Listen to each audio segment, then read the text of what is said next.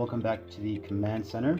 Today we're going to go over the One Coach program. So the One Coach portion of Firewall, and that will be covered mostly in this area here and a little bit down here.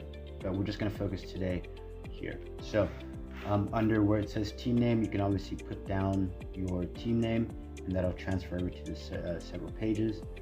Under the staff and department, I've picked four random names. Sorry, Lily, Early, Rusty, and Granny. Lily's in charge of strength and conditioning. Early's in charge of the offense. Rusty's in charge of the defense, and Granny is the head coach.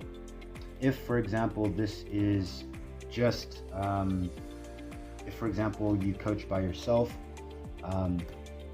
you could just put in me and head coach, whatever you like. It's up to you.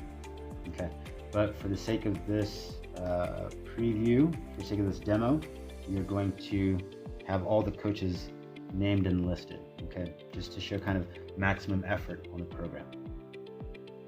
Right, so we have our coaches set up, and we have the departments that they take care of, and now we're going to get into kind of the brilliance of one coach. So Lily's the coach of strength and conditioning, so you would come over to strength and conditioning, and here we have Lily's day set up. So in this green box is the number of the week.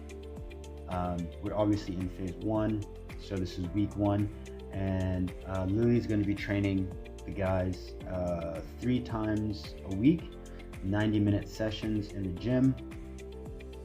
There's 10 people listed, but let's say only 2 of them are coming to the gym. So you have 2 athletes, Kazai and Fudge. The plan is for Lily to have a session that ranks at about a 5. Kazai loves going to the gym and working out, and he works really hard, so he gets an 8, and Fudge gets a 3. And then that will so that's for the one session. So the coach would actually need to enter in, this is a bit of the admin that comes at the beginning. Once you get your program, the coach would need to put in obviously the days of the week that they'll be training their athletes, the amount of time that they'll be spending, and then the recommended RPE. So this is how the level of intensity that they'd like to have for their athletes. The athlete's responses are going to vary based on the athlete, as well as how well the athlete knows themselves and what they can do. I'll tell you now, at the beginning of the program, it's going to be very difficult to get athletes to give you very accurate scores. However, they will get better, and they will get better at it, and as will you. So your planning in terms of RPE and stuff like that will get better over time. You have to give it time. You do have 48 weeks, so there's plenty of time for you to learn. But I think that this is a super valuable skill for you and your athletes to have. It is absolutely free. You don't need a fancy watch to tell you that you ran so much that your lungs were bleeding, and so now you're going to rank that session as a 10, or you're sitting down in a very comfortable chair and you call that session a 1. Okay, it's free information. So back into the program. We can see that Quincy's working pretty hard, Fudge not so much, and that trend is going to continue throughout the 6 weeks. So I've already entered in the information for these different weeks, just so that I'd save time on this video. It's already getting a bit long. So now we go over to, let's say we have an offensive coach, and in this example, there are 2 sessions per week. Your offensive coach, starting off in week 1, only has the guys for 15 minutes. Let's just click over. The defensive coach in week 1 has the guys for 60 minutes. And then the head coach, let's say the head coach just finishes up the session at the end. So week 1, the head coach has the guys for 15 minutes. And then these are the numbers that are put in. So as the season, or as the time changes, so week 2, the offense has them for 15 minutes. In week 3, 15 minutes. Week 4, now we're spending more time with the offense. So the offensive coach has 60 minutes with the team. Week 5, also 60 minutes. And then week 6, it's down to 15 minutes. Defense starts off with 60 minutes all the way through. They have 60 minutes. They get to week 4, they're going to be spending 15 minutes. And then you go over to week 5, another 15 minutes. In week 6, 15 minutes. Okay. The head coach the head coach is normally there all the time anyway, so it's going to be 15 minutes kind of across the board until we get to the end. Maybe the coach wants to spend a lot more time running full team tactics, before, let's say, we have a tournament on the, beginning on that 7th week. So the head coach wants to spend more time. Basically, the program is that adjustable that you can kind of put in the time that you want to spend with your athletes, the amount of the level of intensity that you want to have with your athletes, and then your athlete's response to that. It does not take a lot of time to get through.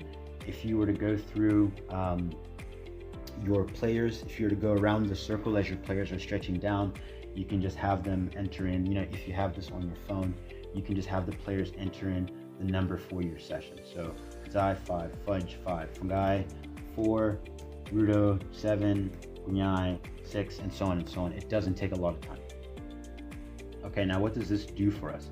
We have our different sections here at the bottom, and then we have our one coach, which is the bee's knees in my opinion. So in one coach, you will be able to see how much total time your athletes are spending training per day.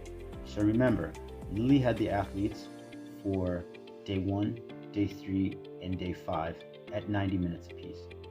The coaches combined had the athletes for a total of 90 minutes, and you can see that number here. This is the total number, the total amount of time that the athletes will be working in that session, okay, for that day, as a matter of fact. If, let's say, the offense trains the guys in the morning for that 15 minutes, and then the defense trains in the afternoon, whatever it is, this is the total time for that day, and this is the total number of work units for that day. And then down here we have obviously our total planned work units for the entire day. It just so works out that the averages for the first week are 450. As we get on and our times start to change a bit, the planned times will change to 60 minutes, 30 minutes, and so on. So this basically just tracks your entire 6 weeks in terms of your athletes' work output versus your planned output. So we're just going to zoom out here. And now we can see this dark black line is the plan that you have. Okay, the red line is for Zai, and the yellow line here is for Fudge. Now, most of your athletes are going to be, if you do have the full 50 athletes, most of your athletes are going to be kind of somewhere in this range, which is fine. We don't need a high spectrum, we don't need a high level of detail in these areas. What we do want to see are the players that are kind of falling off on the bottom end, and also the players that are maybe working up really high up towards this end. These are the players that we need to watch out for. The guys down here, the athletes down here, are obviously not working as hard as they could be, or they're missing sessions, or whatever the case may be. Athletes up here are potentially working too hard, or harder than you had planned on them for working. And if this trend continues to go way up here, you're going to find that these are the players that will likely get injured over time. Again, there's going to be a time when players don't know how to rank sessions, so early on these numbers might be very high or they might be very low. If over time, remember you have 48 weeks, if over time their lines start matching up to the, or start running parallel, to this line here, then you know that you as a coach are getting your RPEs down pat, and the players are getting more into with their bodies. Injuries will still happen, but I think this is a great example of how coaches can track their athletes over a longer period of time in order to track trends within their athletes. Now, so if you have so we have Fudge within the strength and conditioning. So at the gym, Fudge doesn't like to work very hard, as we all know. So Fudge is getting scores of 3s and 2s. Fudge isn't really putting in the effort. However, when it comes to training with the head coach, Fudge likes to show off, and Fudge works really, really hard with the head coach. And so all of a sudden, the scores are matching all the way across.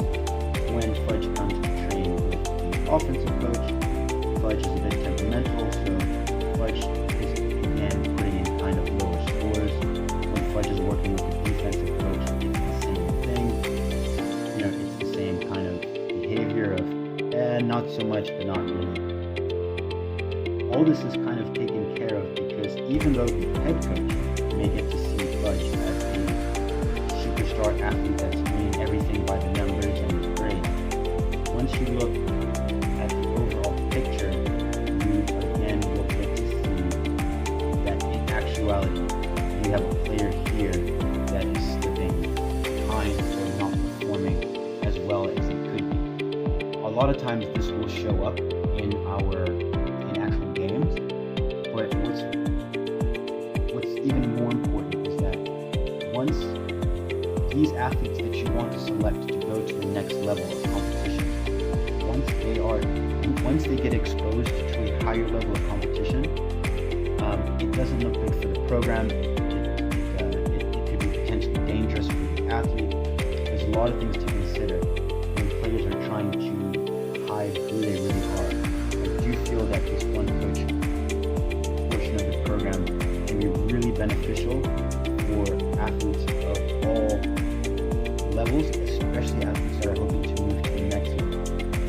If, for example, you are a national coach and you are looking at players from various schools and you have this kind of information on them, it's not going to be difficult to tell that this player here is going to be in trouble once it's time to perform at a higher level.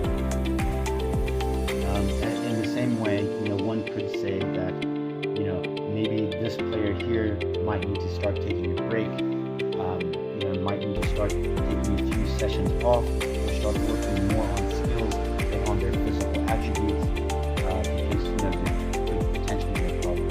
I really do think that this one coach program will be highly useful for not just your team, but for athletes as they move potentially above and beyond you, or as you hope to pull athletes up to you. It doesn't take a lot of time for a coach, if you are coaching 12, 15 athletes, it doesn't take a lot of time at the end of each session to put in this kind of information, and it's just blah, blah, blah, blah, blah, blah. That's it for the day. Once you come again, it's blah, blah, blah, blah. That's it for the day. You could do, if you're the type of coach that takes attendance, you can do this while you're taking attendance at the end of the session. It really is just kind of, I made it as simple as I can, and I hope that if you are interested in following this type of information, when putting in the work in those previous sessions, that this one coach portion of the program really pays off. I hope all the best for you, and I'll leave it there, and I'll just say that I hope to see you guys in the next demo video.